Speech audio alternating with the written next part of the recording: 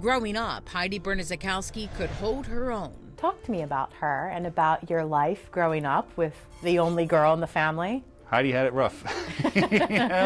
But, everybody loved Heidi. She could stand her ground and she wouldn't back down. She was from a family of all brothers, and so was I. So we basically were like sisters. A bond that couldn't be broken. Right. She was very bubbly, all the time laughing.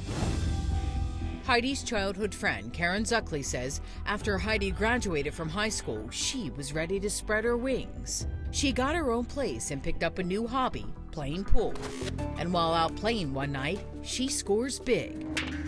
She meets a new man, his name, Stephen Cook. Their attraction, instant. Did it seem like they were happy together? Happy, yeah. They seemed comfortable and good for one another. Their relationship moves like a hustler's shot to the corner pocket. Fast.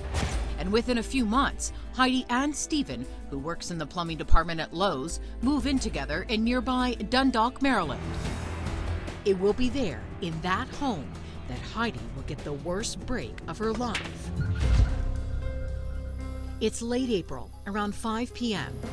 Stephen picks up Heidi from work downtown in the red Honda Civic they both share. He takes her home, then goes to run some errands. When Stephen returns a few hours later, he opens the door and crosses the threshold to a nightmare. Baltimore County 911. My girlfriend's been murdered. Did you just find her? Right now. Did you just find her that way, sir? Yes. What happened? Was she shot? Or? No, she's cut. Her throat's cut. You don't have any idea how long she's been that way? No. Just send somebody. What's your last name, sir? Oh, my God. Cook, are you sending somebody? Yes, I am, okay? Just send somebody. I'm going to. Just stay with me, okay? Oh, my God, I can't stay with you. I gotta go to dinner. Is there a weapon near her? No.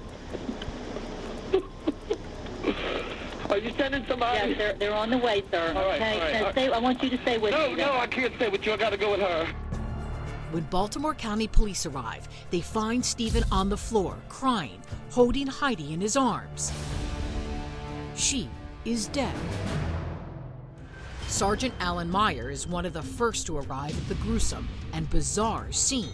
What was your first initial reaction? Well, we got to the scene and it was a weird scene because there was Heidi's body laying against the wall. The 24-year-old had been strangled and her throat was slit. There's a lot of blood on the floor where she had been bleeding for some time because it dripped through the floor. There was a pool of blood in the basement on the floor. Cops go room to room trying to piece together a story. But so much doesn't add up. The living room area when you first walked in had truly no furniture. That was odd in and of itself. And throughout the rest of the house, in looking through it, there were some drawers pulled open, a jewelry box was pulled open up in the master bedroom, but even though the jewelry box was open, all the jewelry was still there.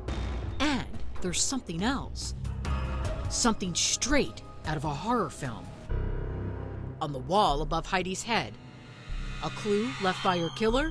There was a number 1 written on the wall in lipstick. This number 1 on the wall, that had to be baffling.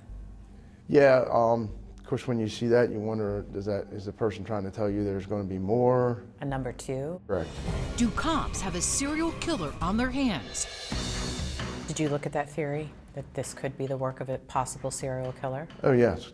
We thought that it could be, and then again, it could be staged. Either way, investigators have a tough road ahead of them. While the gruesome scene is processed, Heidi's body is taken to the medical examiner's office, where an autopsy is done and her fingernail clippings are taken and tested. Down at headquarters, a blood-soaked Stephen Cook is brought in for questioning. It's a good place to start. The husband or boyfriend is always the first place cops look. He was denying any involvement at all. He gave us an account for everything he did that day. Specifically, what he had done that evening.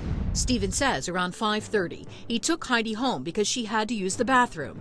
He didn't want to wait, so he left to run his errands. Got his oil changed, got his hair cut, went to Home Depot, fixed his sister's plumbing, went through the tunnel, and then came back home. And Stephen has documentation proving it all. Everywhere he went, He either got a receipt for going or the place where he went had video. He has a strong receipt alibi. Absolutely. And so at that point, I mean, you've got someone who you know for certain was not at the scene. Correct. What did you learn about their relationship? Stephen told us that everything was wonderful between the two of them, and they were going to go to Las Vegas to get married. Then cops learned something that may contradict that. Coming up. Once we heard about the amount of policies, yeah, we were a little concerned. And their first real suspect emerges. Got a girl whose throat was slit. He's a butcher. Find out what he was doing on the day of the murder. There were some plans to be married, and I guess during that period of time is when they decided to get these insurance policies.